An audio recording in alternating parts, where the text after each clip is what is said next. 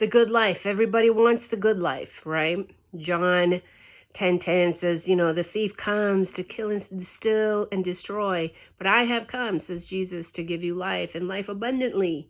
And when we look at that in the original language of Greek, that word life is Zoe life. It's spiritual life. So, before I would read that and think, oh, it's for me to be spiritual. But that's not what it's saying. It's saying that the essence of all life comes from Father, and He is spirit and truth.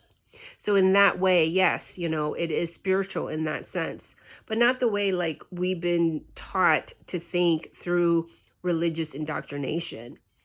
When we think of the world, we think of the good life. How would they define that?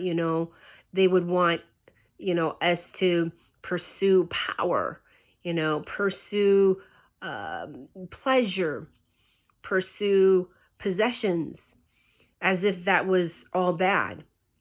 In itself, it isn't, because we need possessions. We have self-power, right? And we have many different types of pleasures in this world, and those can be all good.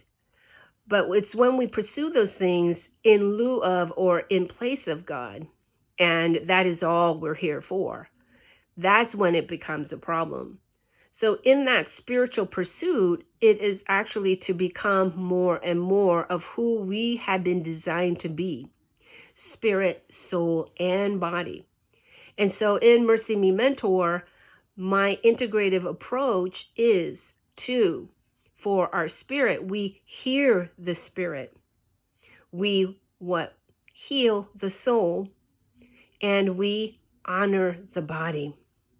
I think in too much of church history, in Christianity, we have actually tried to ignore and to push down the body or the flesh or the carnality of things.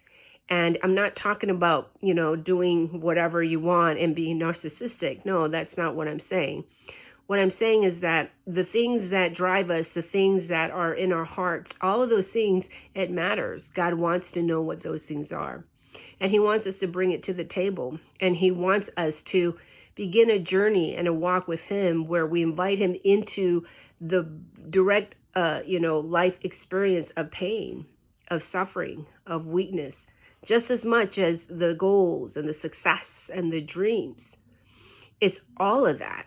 And there's nothing wrong with the negative side. There's nothing wrong with the difficult, hard side.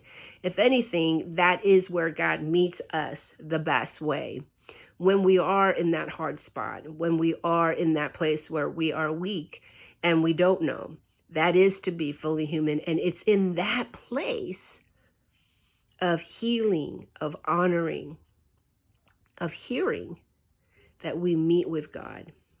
And we begin to know Him intimately, know Him as spirit and truth, know Him so that we can know ourselves and begin to do life in a way that is John 10:10, pursuing that spiritual life that brings us closer to who we were and who we have been, who we will be, who we are right now, because all of that matters to God, and that means to be fully present and to be fully human. That is our pursuit for 2026.